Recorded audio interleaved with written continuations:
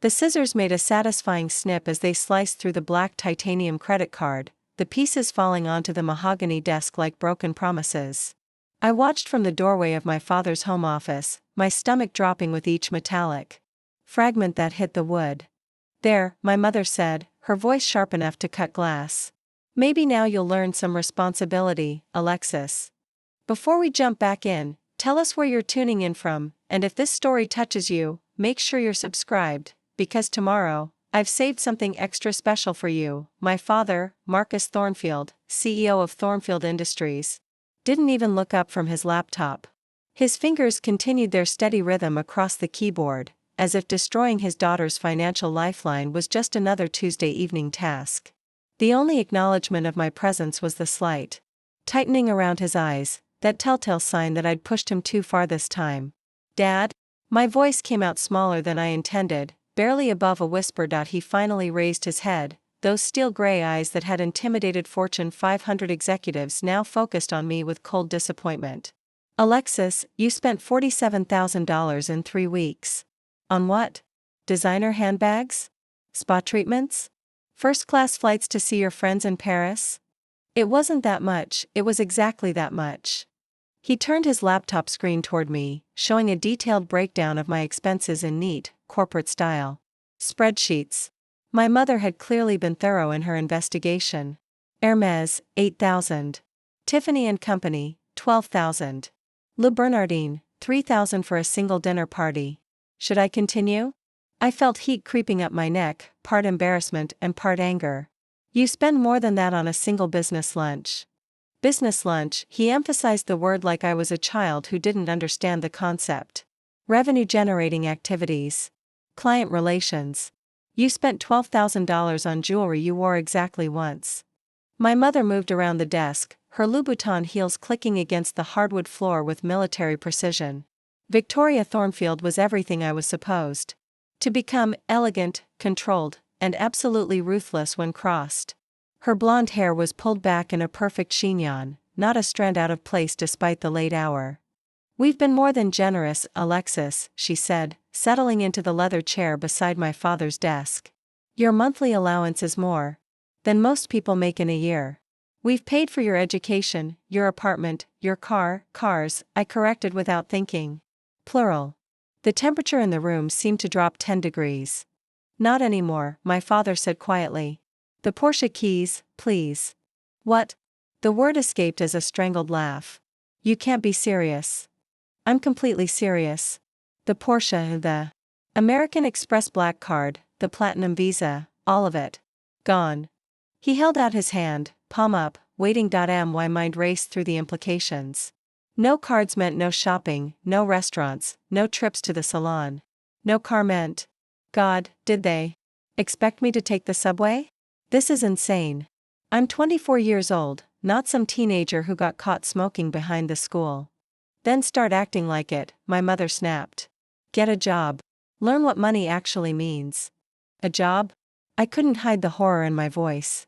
"Doing what?" "I have a master's in art history from Columbia. What am I supposed to do? Work retail?" "Plenty of people with advanced degrees work retail," my father said evenly. "It builds character." I stared at them both, searching for any sign that this was some elaborate punishment that would blow over by morning. But my parents weren't the type for empty threats. When Marcus and Victoria Thornfield made a decision, it was final. "Fine," I said, my voice steadier than I felt. "But you'll regret this." My father's expression didn't change. "The only thing I regret is not doing this sooner." I turned to leave, then paused at the doorway. "You know what's funny? You taught me everything I know about getting what I want. You just never expected me to use it against you. Alexis." My mother's voice had a warning edge. "I'm not finished." I turned back, and for the first time in my life, I saw something like uncertainty flicker across my father's face. "You built your empire by being smarter and more ruthless than everyone else. Did you really think your daughter would be any different?" I left them sitting in their perfect office, in their perfect house, with their perfect moral superiority. But as I climbed the stairs to my childhood bedroom, because yes, I was 24 and still living at home, another fact that would normally mortify me, my mind was already working. They wanted to teach me about consequences? fine.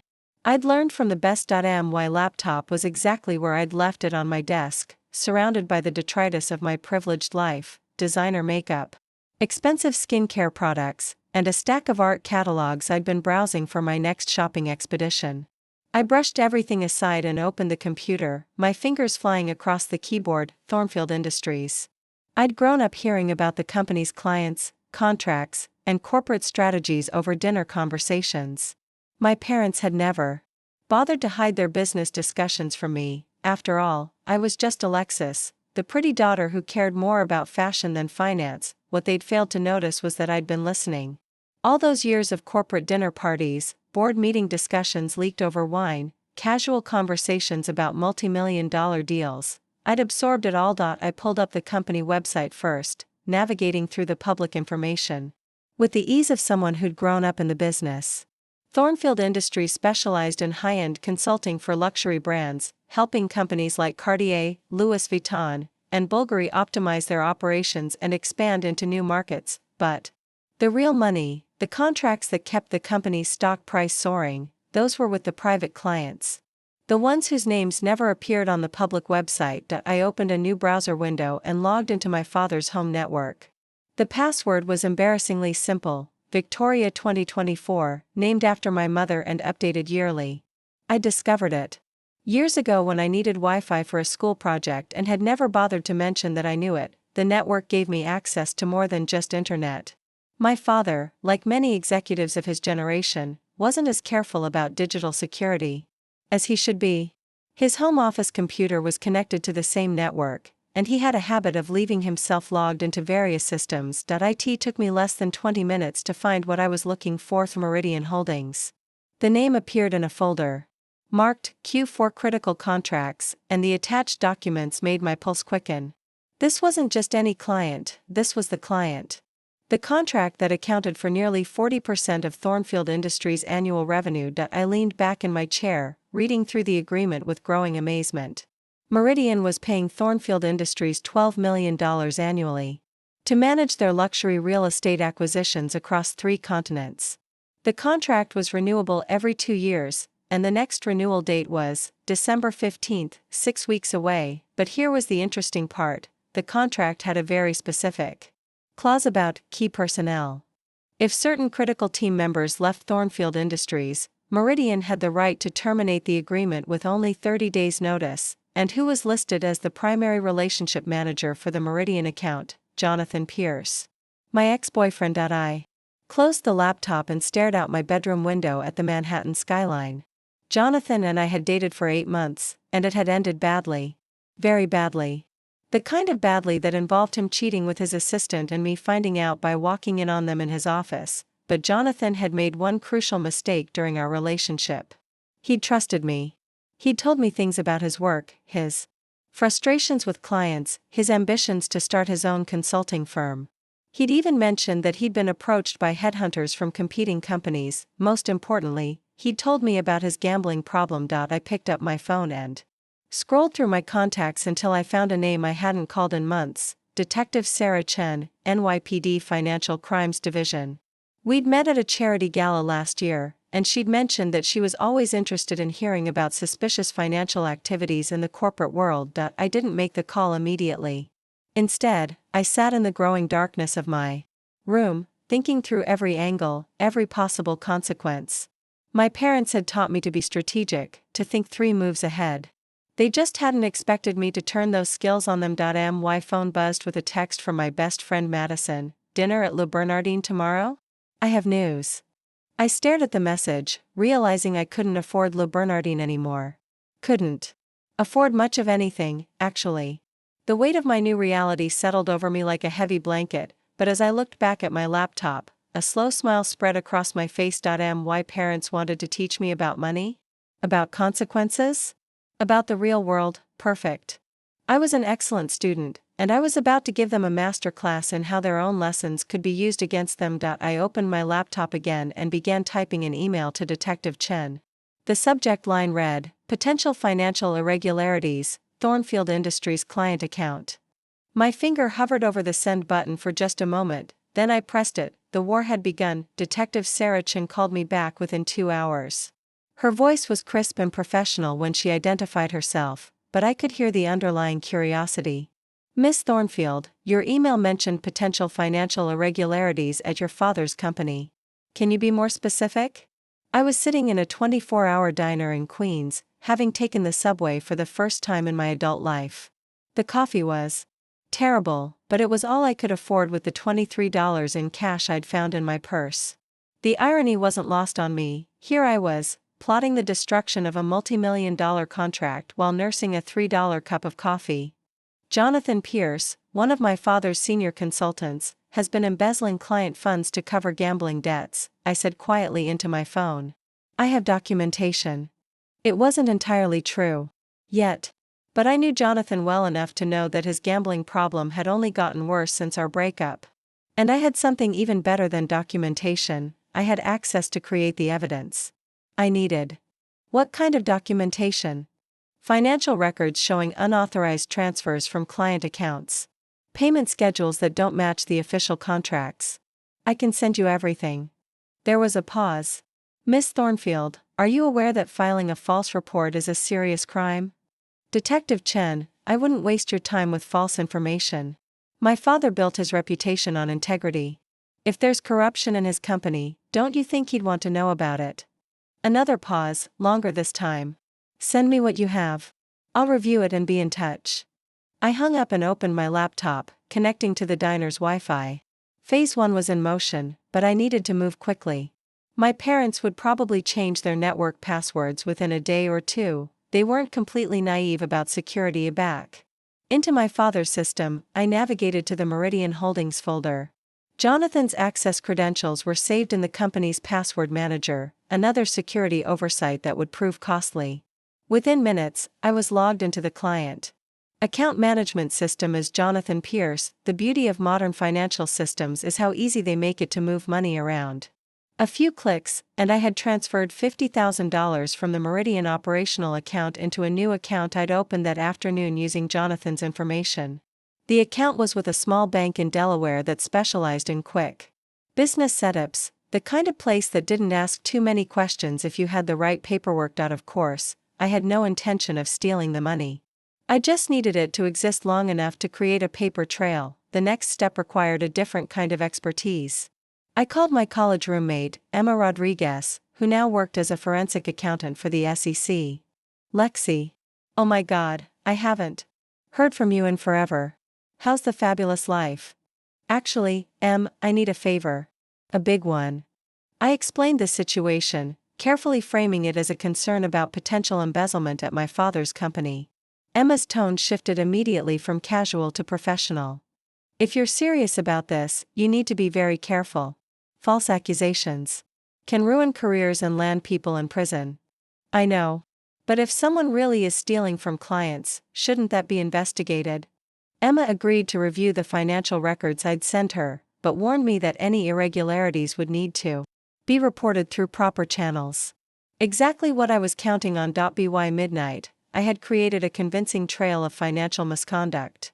Unauthorized transfers, hidden accounts, altered payment schedules, all pointing directly to Jonathan Pierce.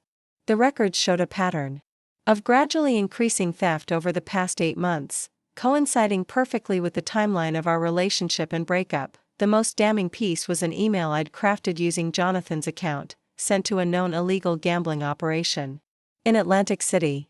The email referenced payment schedules and client funds in language that could easily be interpreted as evidence of using embezzled money to cover gambling debts. I sent everything to Detective Chen and Emma simultaneously, then closed my laptop and headed home. The subway ride back to Manhattan gave me time to think through the consequences of what I'd set in motion. By morning, Jonathan would be under investigation for embezzlement. The Meridian account would be frozen pending the inquiry. And given the specific language in their contract about key personnel, Meridian Holdings would almost certainly exercise their right to terminate the agreement. 40% of Thornfield Industries revenue, gone within 30 days, but I wasn't finished yet. The next morning, I woke to the sound of shouting from my parents' bedroom. I crept to the top of the stairs and listened as my father's voice carried up from his office. What do you mean the account is frozen? We have a $12 million contract with these people. A pause, presumably while someone on the other end explained the situation. Financial crimes investigation? Jonathan Pierce? That's impossible. I've known that boy for 5 years. Another pause, longer this time. Detective Chen? No, I've never heard of her. How did she even know about our Meridian account? I smiled and tiptoed back to my room. Phase 2 was beginning perfectly. An hour later, my father's heavy footsteps echoed up the stairs. He knocked on my door with the same authoritative rhythm. He used to call board meetings to order. Alexis. We need to talk. I opened the door wearing my most innocent expression. Good morning, Dad. You look stressed. His face was pale, and I could see the beginning of stress lines around his eyes that hadn't been there yesterday. There's been a situation at the company. A very serious situation involving financial impropriety. Oh no.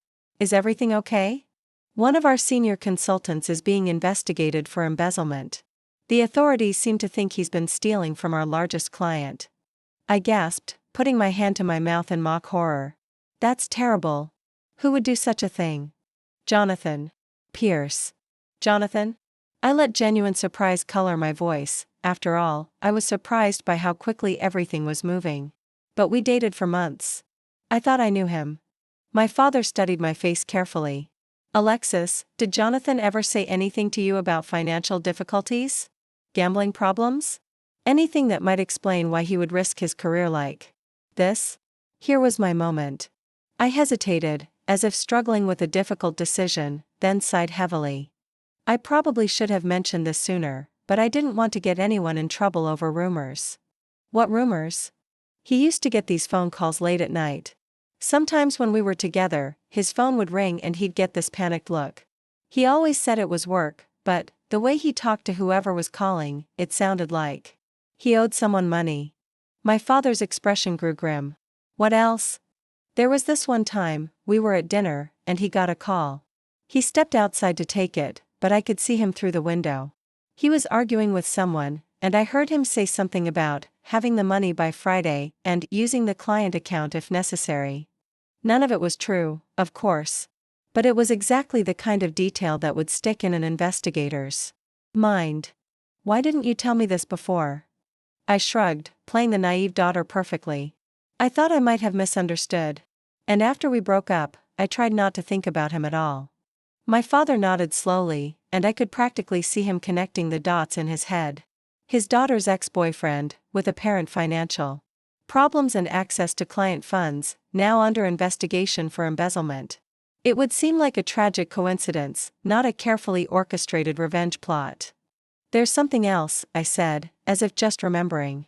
Last week, before you and Mom, before the credit card thing, I saw Jonathan at Citi Field. He was at a poker game in one of the private boxes. A poker game? High stakes, from what I could tell. There were some pretty rough-looking guys there. The kind of people you wouldn't want to owe money to. My father's phone rang before he could respond. He glanced at the screen and his face went even paler. This is Thornfield. His voice was crisp, professional, but I could hear the underlying tension. Mr. Thornfield? This is David Harrison from Meridian Holdings. I'm afraid we need to discuss the status of our contract. Even from where I stood, I could hear the coldness in Harrison's voice. David, I understand you have concerns about the investigation, but I can assure you that Thornfield Industries had no knowledge of any impropriety. Mr. Thornfield, the investigation is concerning enough. But we've just received some additional information that makes us question the security of our financial arrangements with your company. What additional information? We've been contacted by someone claiming to have evidence that the embezzlement goes beyond a single employee. Someone suggesting that there might be systemic issues with your financial oversight. I felt a thrill of satisfaction. The anonymous tip I'd sent to Meridian's corporate security office at 3 a.m. was paying off perfectly. That's completely unfounded, my father said, but his voice lacked its usual conviction. Perhaps. But given the amount of money involved and the potential legal complications, Meridian Holdings is exercising our right to terminate our consulting agreement effective immediately. The silence that followed was deafening. David, we've worked together for 4 years. Our teams have delivered exceptional results for your properties in London, Hong Kong, and Dubai. Surely we can work through this. I'm sorry, Mr. Thornfield. The termination notice will be delivered by courier within the hour. Our legal team will be in touch regarding the transition of active projects. The line went dead. My father stood in my doorway, holding his phone and staring at nothing. In the span of 12 hours, he'd lost 40% of his company's revenue, his most trusted employee was under federal investigation, and his reputation in the industry was about to take a devastating hit. "Dad," I said softly. "Are you okay?" He looked at me then, and for the first time in my life, I saw him as something other than the invincible Marcus Thornfield. He looked tired, worried, and suddenly much older than his 52 years. "We're going to be fine," he said, but it sounded like he was trying to convince himself as much as me. "The company is strong. We have other clients. We'll weather this." I nodded sympathetically. "Is there anything I can do to help?" "Actually," he said, and I could see the wheels turning in his head, "yes. You mentioned that you might have misunderstood what you heard Jonathan saying. Would you be willing to speak with the investigators? Any information you can provide might help them understand the scope of the situation." "Of course. I want to help however I can." 2 hours later, I was sitting in Detective Chen's office, playing the role of concerned ex-girlfriend perfectly. I provided just enough detail to corroborate the evidence I'd planted while maintaining plausible deniability about its significance. "I feel terrible," I told her, dabbing at my eyes with a tissue. "If I'd spoken up sooner, maybe this could have been prevented." Detective Chen was sympathetic but thorough. "Miss Thornfield, you couldn't have known that Mr. Pierce's gambling problems would lead to embezzlement. The important thing is that you're cooperating now." By the end of the week, the story had made the financial news. "Thornfield Industries consultant under investigation for embezzlement" was the headline in the Wall Street Journal. The article mentioned the loss of a major client and speculation about the company's future stability. My father's stock price dropped 18% in 2 days, but the most satisfying moment came that Friday evening. I was in the kitchen making myself a sandwich, a skill I'd had to learn quickly given my new financial circumstances. When my parents came home from another crisis meeting with their lawyers and PR team, they looked exhausted. My mother's usually perfect appearance was disheveled, and my father's shirt was wrinkled from a long day of damage control. "How did your meeting go?" I asked. "We're going to survive this," my mother said, but her voice lacked its usual confidence. "It'll take time to rebuild our client base and restore our reputation, but we'll manage." My father nodded. "We've learned some valuable lessons about vetting our employees more carefully and implementing better financial oversight." "That's good," I said, taking a bite of my sandwich. "You know, I've been thinking about what you said about getting a job and learning the value of money." They both looked at me with surprise. "I've been doing some research, and I think I'd like to try working in business consulting. Maybe start at the bottom, learn how things really work." "Alexis," my father said carefully, "this isn't exactly the best time for someone with the Thornfield name to be entering the consulting industry. Actually, I was thinking about using my middle name professionally. Alexis Monroe has a nice ring to it, don't you think?" My mother frowned. "Why would you want to distance yourself from the family name?" "Not distance myself," I said innocently. "Just make my own way. Prove that I can succeed on my own merits, not because of who my parents are." The irony was delicious. Here I was, having just destroyed their company's most valuable contract, talking about succeeding on my own merits. "Besides," I continued, "I've already had a job offer." "From whom?" my father asked. "Meridian Holdings." They were impressed with my educational background and my insider knowledge of the consulting industry. They're starting their own in-house consulting division and want someone who understands both the client and service provider perspectives. The color drained from my father's face. "You're going to work for the company that just terminated our contract?" "I'm going to work for a company that values integrity and careful financial oversight," I corrected. They seem to think those are important qualities in a consultant. The silence that followed was broken only by the sound of my mother's sharp intake of breath. "You planned this," she said quietly. "The investigation, the termination, all of it. You did this to us." I met her gaze steadily. "I learned from the best. You taught me that actions have consequences. You taught me that family loyalty only goes so far when money is involved. And most importantly, you taught me that sometimes you have to be ruthless to get what you want. My father sat down heavily at the kitchen table. How did you manage to orchestrate all of this? You gave me every tool I needed, I said. Your network passwords, your business discussions over dinner, your trust in Jonathan, your assumption that I was too shallow to understand or remember anything important. I finished my sandwich and rinsed my plate in the sink, another new skill I'd acquired in my week of living like a normal person. You wanted to teach me about money? I said, turning back to face them. Mission accomplished. I learned that money is power, and power can be taken away just as easily as it can be given. You wanted to teach me about consequences? I learned that every action creates an opportunity for the right kind of reaction. We're your parents, my mother said, her voice breaking slightly. You're my parents when it's convenient for you, I replied. When I was spending your money and reflecting well on the family name, I was your daughter. When I became an embarrassment, you cut me off without a second thought. We were trying to help you grow up, my father protested. And I did. Just not in the way you expected. I picked up my purse, a much cheaper one than I was used to carrying, and headed for the door. Where are you going? My mother called after me. To my new apartment. Meridian Holdings provided a very generous signing bonus. Enough for first month's rent and a security deposit on a nice place in Brooklyn. Alexis, wait. My father's voice stopped me at the door. This doesn't have to end this way. We can work through this as a family. I turned back one last time. You're right. It doesn't have to end this way. You can drop the charges against Jonathan, we both know he's innocent. You can rehire him and work together to rebuild your client base. And maybe, if you're very lucky, in a few years when I'm running Meridian's consulting division, I might consider throwing some business your way. And if we don't drop the charges? I smiled. Then Jonathan will eventually be cleared, but not before your company's reputation is completely destroyed. The industry will remember Thornfield Industries as the firm that falsely accused an employee of embezzlement while losing their biggest client. Your stock price will never recover. You're blackmailing us. I'm offering you a choice. The same kind of choice you offered me when you cut up my credit cards. Take it or leave it. I left them sitting in their perfect kitchen, in their perfect house, contemplating the imperfect situation their perfect daughter had created for them. 3 months later, I was settling into my new office at Meridian Holdings when my assistant buzzed me on the intercom. Ms. Monroe?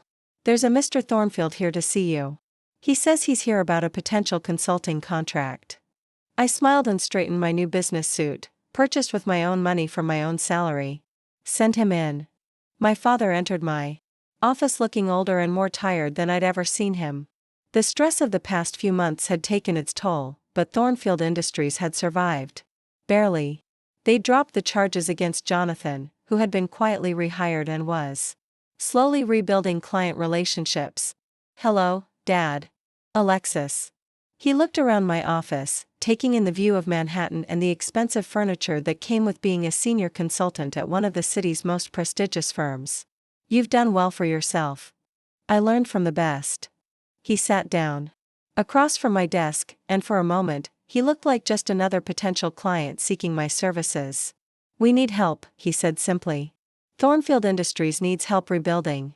And I know you have the connections and expertise to provide that help. What kind of help? Client referrals. Industry connections. A recommendation from Meridian Holdings would go a long way toward restoring our reputation. I leaned back in my chair, considering his request. And what are you offering in return? A 10% consulting fee on any business you bring us. Industry standard rates. 15%. And I want a formal apology from both you and Mom for cutting off my financial support without warning. Done. And one more thing. What?